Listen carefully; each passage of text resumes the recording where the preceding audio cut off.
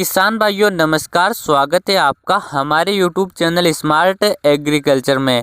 किसान भाइयों आज के इस वीडियो में हम बात करेंगे लहसुन और प्याज की फसल में सल्फर का प्रयोग करना क्यों ज़रूरी है। किसान भाइयों सल्फर एक बहुत ही महत्वपूर्ण पोषक तत्व होता है जो पैदावार बढ़ाने का काम करता है। पौधों में नाइट्रोजन, फास्फोरस और पोटास के बाद सल्फर की सबसे ज़्यादा आवश्यकता होती है, लेकिन हमारे किसान भाई सल्फर को नज़रअंदाज कर देते हैं। और कुछ किसान भाई ऐसे भी होते हैं जिन्होंने अपने खेत में कभी भी सल्फर नहीं डाला है। तो किसान भाइयों सल्फर एक बहुत ही महत्वपूर्ण पोषक तत्व है, तो इसका प्रयोग करना भी बेहद ज़रूरी है। अगर आप सल्फर का प्रयोग नहीं करते हैं तो आपकी पैदावार आपकी उम्मीद के मुताबिक नहीं निकलती है। और ख़ास तौर पर लहसुन और प्याज के लिए प्याज के लिए मैं इसलिए बोल रहा हूँ क्योंकि लहसुन और प्याज की खेती सर्दियों के सीज़न में की जाती है। उससे पहले बरसात के दिनों में सोयाबीन की खेती की जाती है। तो कुछ किसान भाई क्या करते हैं कि सोयाबीन के खेत में लहसुन और प्याज लगा देते हैं। तो किसान भाइयों आपने यह बात ज़रूर नोटिस की होगी कि अगर हम सोयाबीन के खेत में लहसुन और प्याज लगा देते हैं तो उसमें हमारी पैदावार कम निकलती है। तो उसका प्रमुख कारण यही होता है उस खेत में सल्फर की कमी होती है और हम सल्फर नहीं डालते हैं।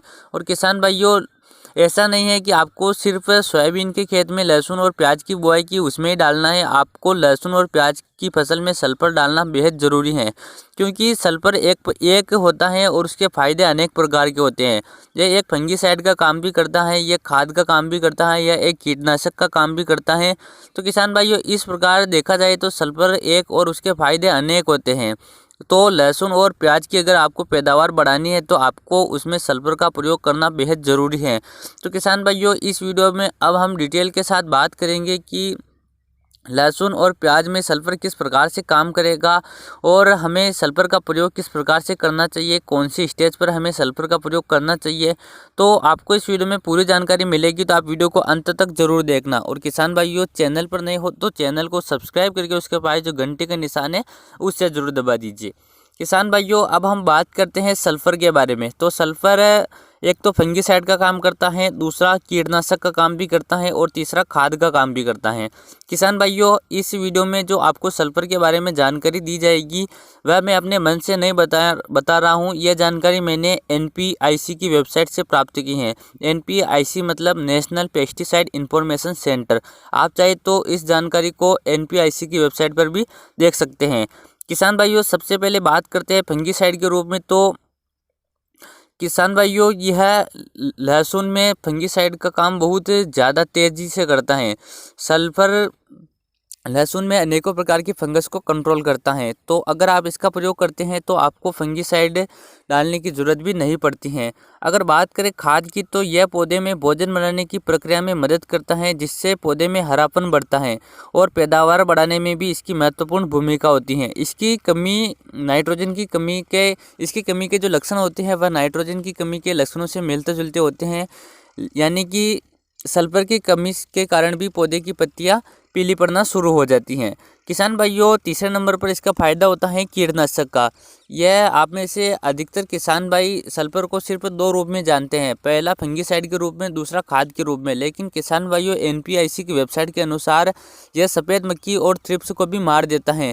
तो इस प्रकार से अगर हम सल्फर डालते हैं तो हमारे बहुत प्रकार के फ़ायदे इससे होते हैं। अब बात करते हैं सल्फर हमें किस प्रकार से डालना चाहिए और सल्फर कितने प्रकार के आते हैं। तो एक तो आता है सल्फर बेंटोनाइट सल्फर, जिसमें सल्फर 90% और उसमें बेंटोनाइट होता है 10%। यह खाद के रूप में आती है, इसलिए इसका प्रयोग कभी भी स्प्रे के रूप में नहीं किया जाता है। किसान भाइयों अगर आप बेंटोनाइट सल्फर का प्रयोग करते हो तो आपको 5 किलोग्राम प्रति एकड़ के हिसाब से आप चाहे तो यूरिया के साथ मिक्स करके डाल सकते हैं, या फिर आप इसका सिंगल यूज़ भी कर सकते हैं। किसान भाइयों दूसरा जो होता है वह होता है सल्फर पाउडर, जो कि WG फॉर्म में आता है। पौधों को जल्दी सल्फर अगर चाहिए तो इसका प्रयोग करना चाहिए, क्योंकि यह फंगीसाइड, खाद और कीटनाशक के रूप में काम करता है। तो यह पाउडर फॉर्म में आता है, तो आप इसको यूरिया के साथ मिक्स करके अपने पौधे तक पहुंचा सकते हैं।